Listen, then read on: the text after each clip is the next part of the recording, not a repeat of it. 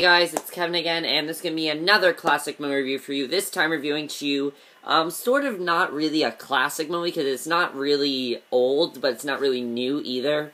It's from 2000, and it is a cult classic, sort of like a movie that I'm sure a lot of people love. I'm sure a lot of people love this movie, and that is American Psycho. Now, I want to see this movie particularly for two reasons. One, I heard it's a really, really good movie. A lot of people consider it like their favorite movie. Two, the cast looked really, really good, and I was really looking forward to this movie.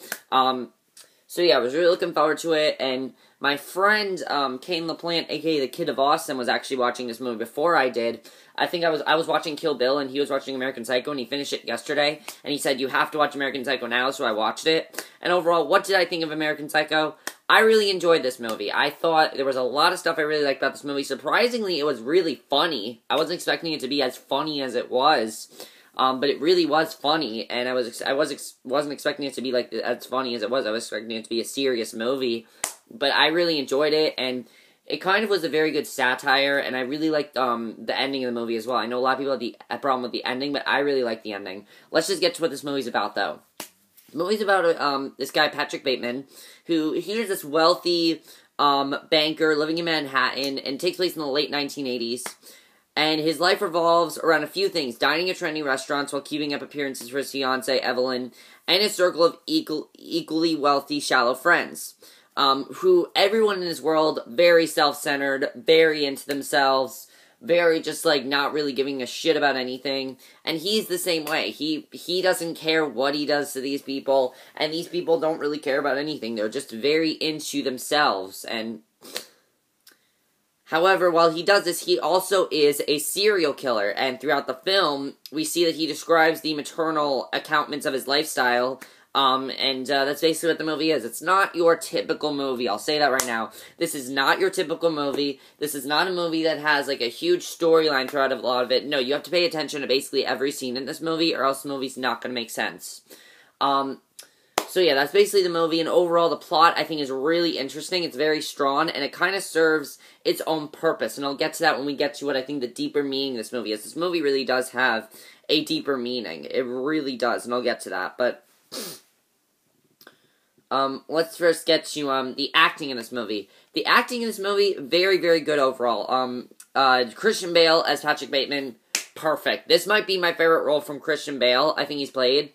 He got so into this character. He really did. Oh my god. He did a great job as this character. His narrations as Patrick Bateman was really cool. You actually sympathized. You know, you didn't really sympathize with his character, but you understand why he was doing what he was doing from his narrations. You're like, okay, I understand why he's doing that. And I thought that was really interesting, actually. I thought he did a really good job with that. And I gotta say, Patrick Bateman might be my favorite role from him. I just think he did a really great job with it. And all his narrations were really good. He had really good, like, monologues and things like that. He also was very, very funny. I love watching him, like, doing sit-ups to Texas Chainsaw Massacre. That was really funny.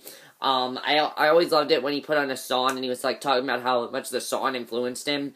That was really cool. However, most times when he put on a song, he kills somebody. So I did really like his character. I thought he did a really good job, and I really enjoyed his performance. The other people, they're good. There's nothing special from the rest of them, except for Reese Witherspoon. I thought she was good as Evelyn. I really liked her performance. I liked how she sort of, you know, everyone else in the movie is pretty much very self-absorbed, just like Patrick himself. He's also very, self-absorbed. Now, let's get to, what I think is the deeper meaning of this movie. Now, in order for me to do that, we have to get to the spoilers. So, if you have not seen, American Psycho, this isn't only going to be a review, but it's also going to be an analysis on the movie, because to a lot of people, they're going to be like, what is this movie? But I think I understand what it's about. So, okay. So, if you guys remember, in the movie, you know, he kills one person, and then he doesn't kill someone else for a while. Notice the next person he kills is very, like, shallow and into themselves, and sort of like this woman who really just cares about sex and everything. Now, he kills these people, basically, you know, he does this, I think, because the evil in the town, even though he is this crazy psychopath, it's the evil in the town. Nobody really cares about him. Nobody really sympathizes with him. They're all really into themselves. Nobody even thinks that he is the serial killer. And that's because they're so into themselves that he can basically just do whatever he wants. And I think that's what the ending speech is basically telling us, is that, that speech when he basically says how, I'm just going to read it now. He laments that there has been no catharsis, and he still remains a mystery to himself. Although he regrets that nothing has been gained, he still wants his pain to be inflicted on others, because nobody really cares about him. Nobody really thinks of him as this way, because they're so into their own lifestyle, and because of that, they don't really care what he does. They don't care what he does. They don't care how he acts. They just don't care about him very much. So I think that's what they're really trying to say about this movie. And I think it's a really great message, a really interesting, deeper meaning behind this movie. And I really like the deeper meaning behind this movie. This movie is going to take a second watch. I watched it for the first time. Of course, I watch all of these movies for the first time. In my classic movie reviews, I watch them for the first time. And I really enjoyed it the first time. However, that closing speech really makes me rethink the movie a little bit. And I'm really, I definitely do want to see it a second time. Some other things that we have to bring to the table. Why does he only kill 3 people in this movie? Really, he only kills 3 people. He kills the bum. He kills, he kills the bum, the hobo, the bum, whatever you want to call him. He kills, Paul. He kills his friend Paul, pretty much because Paul was a douchebag. And then he kills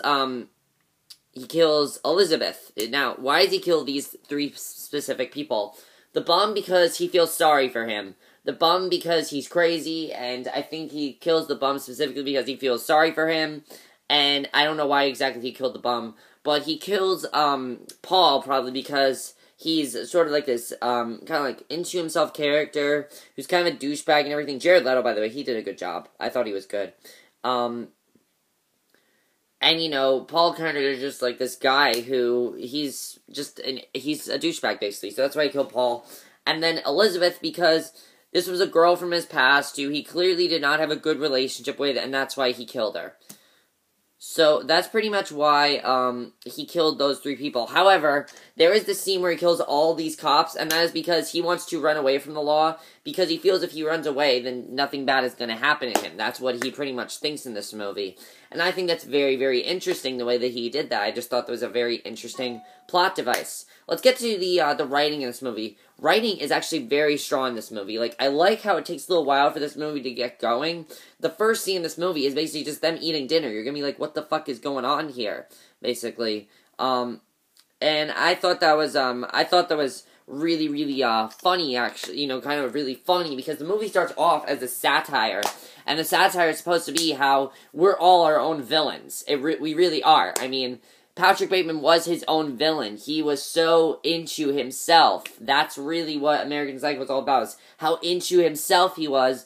So, because of how into himself he was, because no one suspected him of doing these things, he just went along with what he did, and he didn't really care what he did. And that's really what I think American Psycho is trying to say, is that, when someone's so into themselves, they don't really care what they do. And I thought that was just a really, really interesting message. I thought it was very, very interesting the way they went about that. And I just thought it was very, very interesting. Now, this movie, when it first came out, was a flop. A lot of people thought it was really stupid, but the thing is, they really didn't see the deeper meaning behind the movie. And the movie really does have a big, deeper meaning, which I really love. I definitely think that's really cool about the movie. Now, the movie is actually, really big now, and it actually spawned a sequel called, the movie is American Psycho 2, which is not that popular. It's with Mila Kunis. Basically, what the movie talks about is the death of Patrick Bateman. It's not that popular, but it's still spawned a sequel. And apparently also, FX wants to do a TV show about American Psycho, where it would show Patrick Bateman in his 50s. Now, how do I think that would work? I think that FX would be the perfect people to do this show. FX would be perfect for this show. In fact, I felt like a lot of times I was watching an FX series, because the way FX does their series, I think FX would be the perfect people to do this movie, and this series, and they definitely should do an American Psycho TV series, because I'd love to see where it goes from here. The movie just ends with his closing speech and how I'm always gonna run. He says, I'm always gonna run from the law. I'm never gonna get caught because I do what I want, basically. And that's what American Psycho is really all about. And I just thought that was very, very interesting. The editing in this movie also is very interesting. That's really interesting too, because the editing is more of, as I said, very, very slow paced. It takes a little while to get going. And I like that about this movie, that it takes a little while to get going. But yeah, overall, I really enjoyed American Psycho. I thought it was a really good movie. It did take a little while for it to get going, but once it got going, I stayed with it. I was really into it most of the time. And overall, I just really, really enjoyed this movie. I definitely will say this. It's not for everyone. I'm going to say that right now. It is not for everyone. There are going to be certain people who hate this movie. I know it. I know there's going to be certain people who hate this movie. It's not for everyone because it's very graphic. You're not going to, if you don't listen to all the speeches carefully, if you're not one that likes to sit and actually listen to what characters are saying, then you're not going to enjoy it and you're not going to understand this movie if you don't do that. But I did, so definitely check it out. I would say check it out. However, it's not for squeamish people. If you have problems with blood and things like that, don't watch this movie. But that's my review of American Psycho. I hope you enjoyed it, and my next video will be for another classic movie review. So I'll see you guys for that. Okay, bye.